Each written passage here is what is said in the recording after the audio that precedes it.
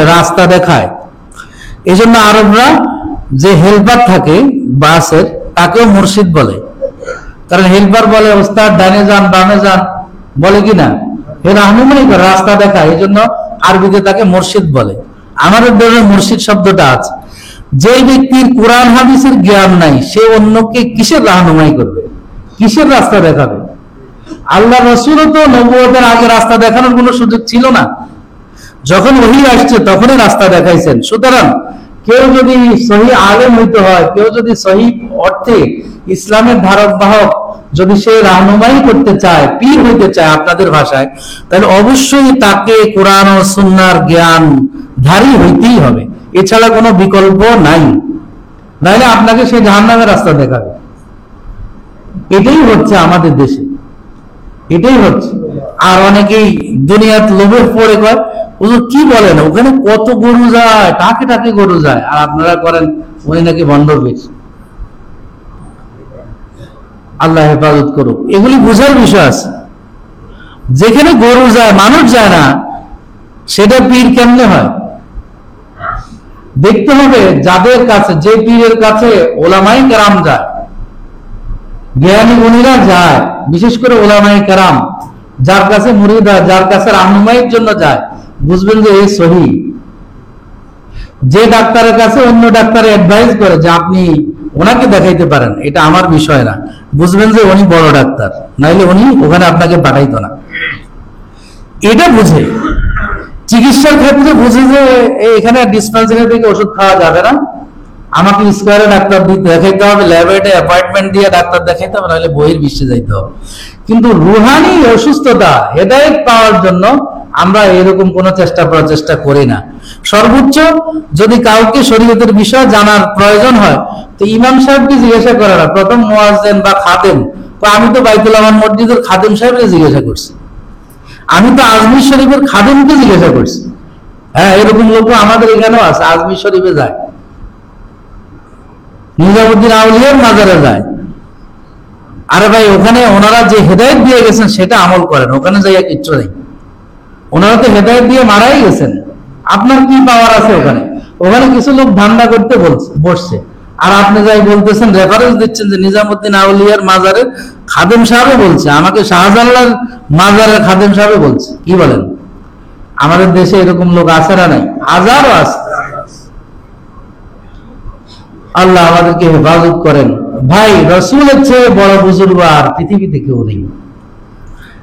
রসুলের চেয়ে সবচেয়ে বেশি অনুগ্রহশীল, মানুষের জন্য উপকারী পৃথিবীতে আর কেউ নেই।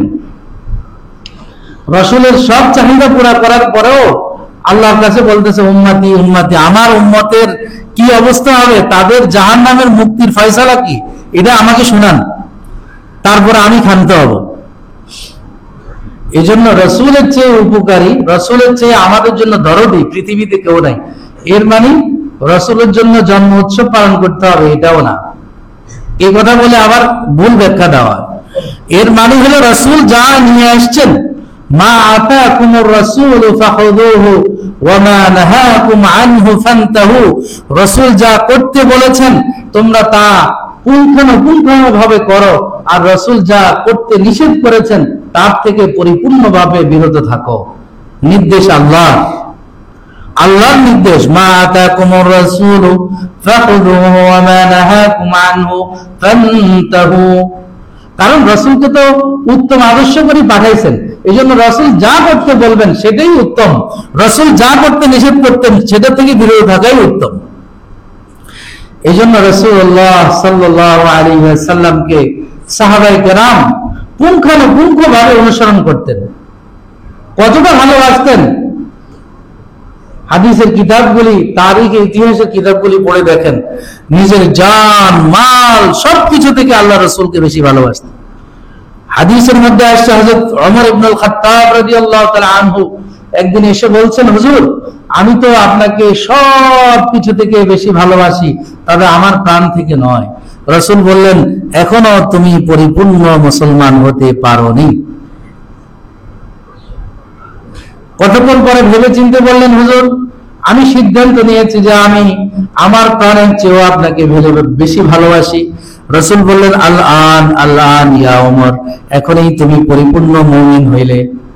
লা ইউমিনু আহাদুকুম হাত্তা আকুনা আহাব্বা ইলাইহি মিন ওয়ালিদিহি ওয়া ওয়ালাদিহি ওয়ান নাসি আজমাইন। রাসূলুল্লাহ সাল্লাল্লাহু আলাইহি ওয়াসাল্লাম বলেন, তোমরা পরিপূর্ণ ঈমানদার হতে পারবে না যতক্ষণ পর্যন্ত আমাকে তোমরা তোমাদের জান মাল, তোমাদের পরিবার পরিজন সব কিছু থেকে বেশি ভালো না বাসবে, ততক্ষণ পর্যন্ত তোমরা পরিপূর্ণ ঈমানদার হতে পারবে না। এই জন্য রাসূলুল্লাহ সাল্লাল্লাহু আলাইহি সাল্লামকে ভালোবাসা মানেই তার অনুসরণ অনুকরণ করতে হবে। সাহাবায়ে কেরাম কিভাবে করছেন একটু যদি চিন্তা করে দেখেন। হযরত আব্দুল্লাহ ইবনে মাসউদ রাদিয়াল্লাহু তাআলা আনহু সাহিবুল বিসাদাতি ওয়ান নালাইন, ওনার উপাধি। উনি সবসময় রাসূলের জায়নামাজ এবং জুতা বহন করতেন, তাহলে সবসময় রাসূলের সাথে থাকতেন। উনি একদিন রাসূলুল্লাহ সাল্লাল্লাহু আলাইহি ওয়াসাল্লাম মসজিদে নববীতে খুতবা দিচ্ছিলেন, তখন তো খেজুর পাতার ছাউনি ছিল, বেড়া ছিল, যেটা তুর্কিরা করছে যতটুকু পরিমাণ, ওইটাই ছিল পুরান মসজিদে নববী। এখন তো বিশাল, সবকিছু মিলায় 7 লক্ষ লোক এখন নামাজ পড়তে পারে, অনেক বিশাল পরিধি। তখন এতটা ছিল না, যেটা ভিতরে দেখেন এই 200-300 লোক বসার মতো একটা, ওই জায়গাটাই ছিল মসজিদে নববী। মসজিদ নববীতে এরকম হযরত রাসূল আকরাম সাল্লাল্লাহু আলাইহি ওয়াসাল্লাম খুতবা দিচ্ছিলেন, তো উনি ইবনে মাসউদ রাদিয়াল্লাহু আনহু তখন বাসা থেকে আসছিলেন মসজিদের দিকে। তো রাসূল নির্দেশ করলেন, ইজলিসু, বসে পড়ো। এই যে আমাদের অনেক মাহফিল টাহফিল হইলে আশপাশে অনেক লোক দাঁড়িয়ে শুনে না, তো এরকম দাঁড়িয়ে সাহাবায়ে কেরাম হুজুরের খুতবা শুনছিলেন। তো রাসূল বললেন, ইজলিসু, বসে পড়ো। বসে শোনা এটা আদব, এটা একটা শিষ্টাচার। তো হযরত আব্দুল্লাহ ইবনে মাসউদ রাদিয়াল্লাহু তাআলা আনহু তখন পথে ছিলেন, ওনার কানে এই আওয়াজ যাওয়ার সাথে সাথে উনি রাস্তায় বসে গেছেন। রাসূলকে কিভাবে ভালোবাসতেন। আব্দুল্লাহ ইবনে মাসউদের বসা রাসূল দেখছেন, পরে বলতেছেন, আব্দুল্লাহ ইবনে মাসউদ, তোমাকে তো আমি বসতে বলিনি, বলছি যারা আশপাশে দাঁড়িয়ে আছে তাদেরকে। তো ইবনে মাসউদ রাদিয়াল্লাহু তাআলা আনহু প্রতি উত্তর করলেন, হুজুর, আপনার এই নির্দেশ, ইজলিসু, বসে পড়ো, এই নির্দেশ কানে আসার পরে আমি আব্দুল্লাহ ইবনে মাসউদের জন্য দাঁড়িয়ে থাকা কোনোভাবেই সম্ভব ছিল না। এটা হলো রাসূলের অনুসরণ অনুকরণ।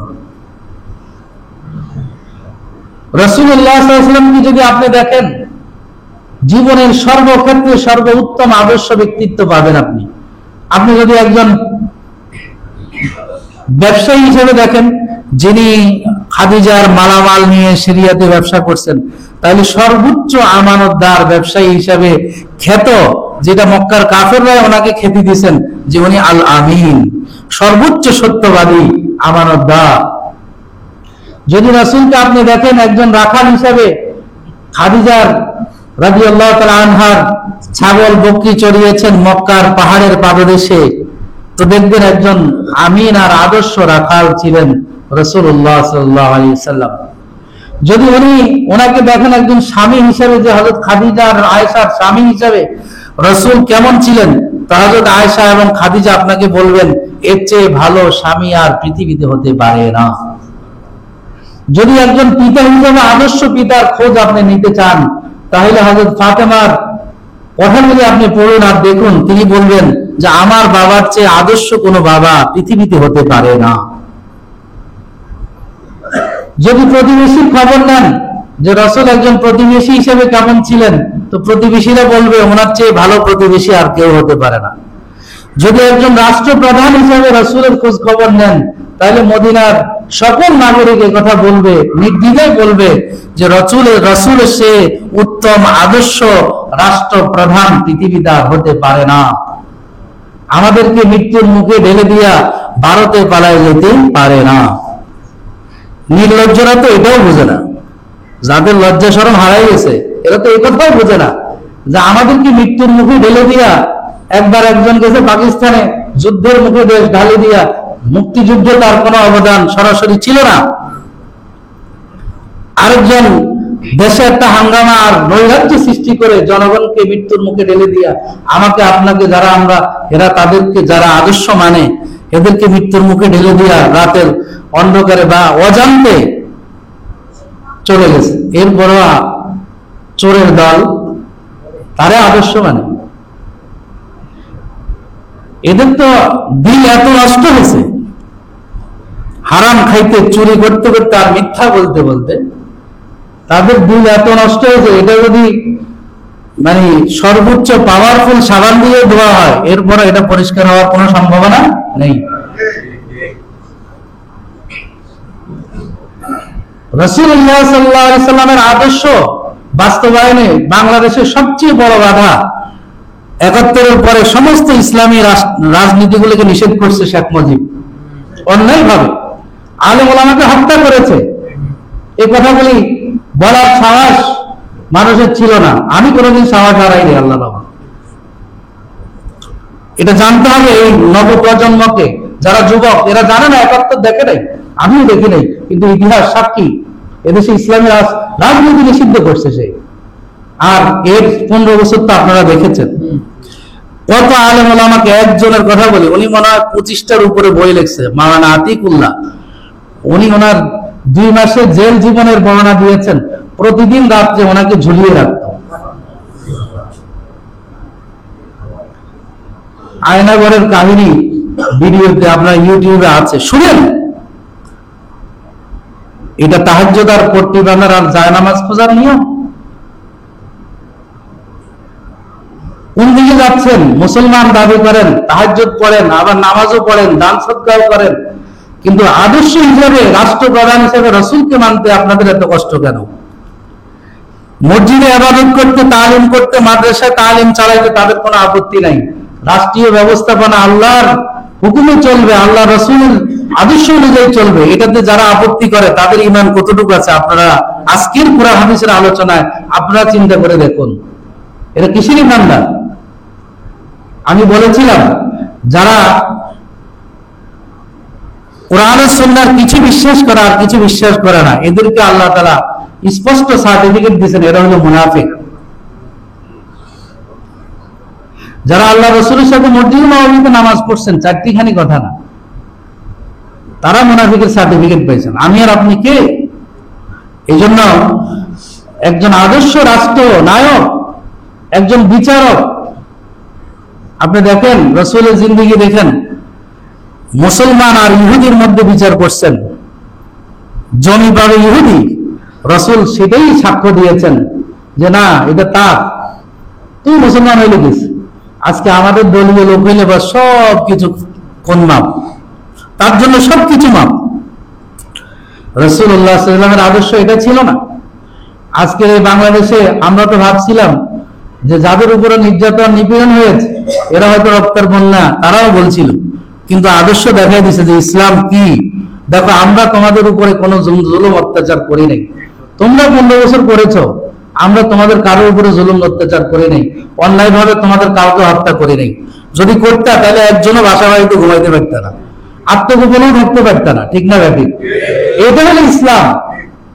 এরপরে কোথায় দৌড়ান?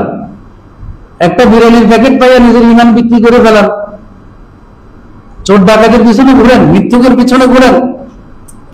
যারা বিদ্যুতের নামে হাজার হাজার কোটি টাকা লুটপাট করছে, ব্যাংকগুলি সব খালি করে দিছে, জনগণের প্রতি ভালোবাসা এটা? যে জনগণের অর্থ লুটপাট করে আজকে ফকিরের অবস্থায় পৌঁছায় দিছে আপনাদের।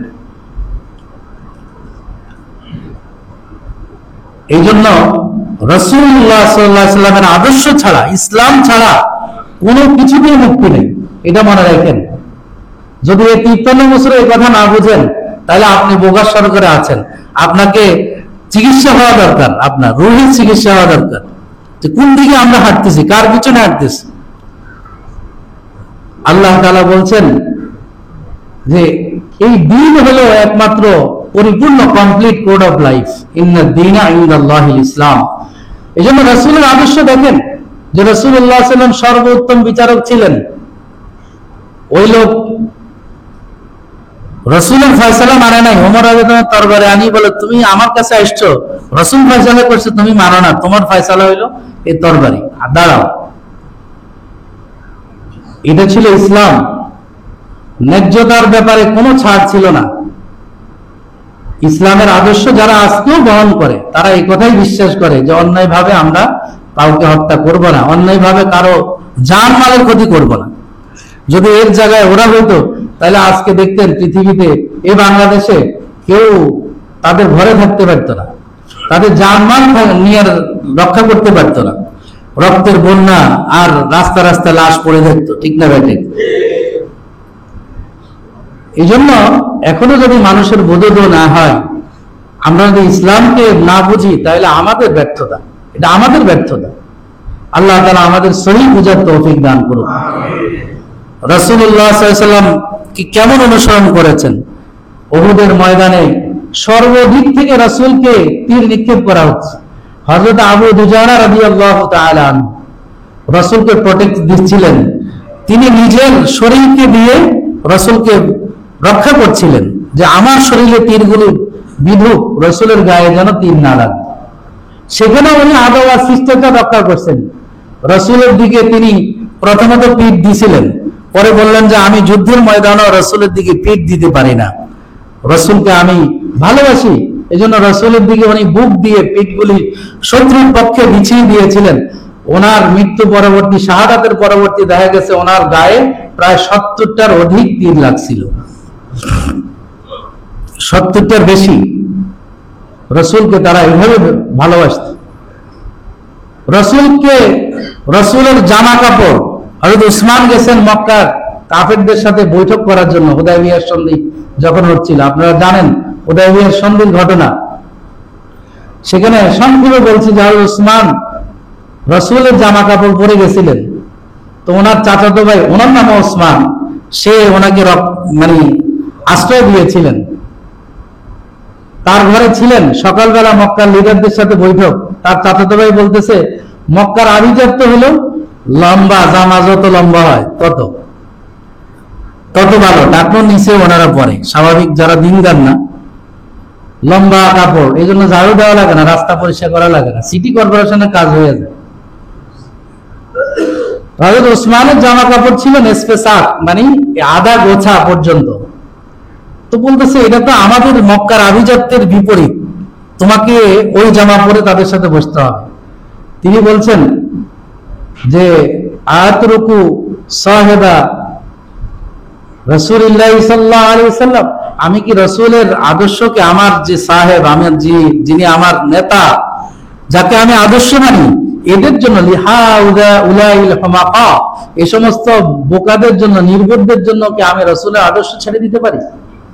আমি রাসূলের আদর্শ ধারণ করছি, এটা এভাবে আমার রাসূল জামা কাপড় পরে, আমি এর ভিন্ন কোনো জামা কাপড় পরতে পারবো না। যদি তোমরা বসো বসো, নইলে আমি বিরোধ গেলাম। ঠিক ইরান যারা বিজয় করছে, আমি একদম সংক্ষেপে বলছি, রাবিয়া ইবনে আমির এবং হযরত হুযায়ফা, এই দুজন ছিলেন লিডার। ওনারা যখন গেছেন জামা কাপড়ে, অনেক দূর সফর করে গেছেন, জামা কাপড় ধুলি মলিন, বলতেছে এখানে রাজ দরবারে ঢুকতে হলে ভালো জামা কাপড় পরে ঢুকতে হবে।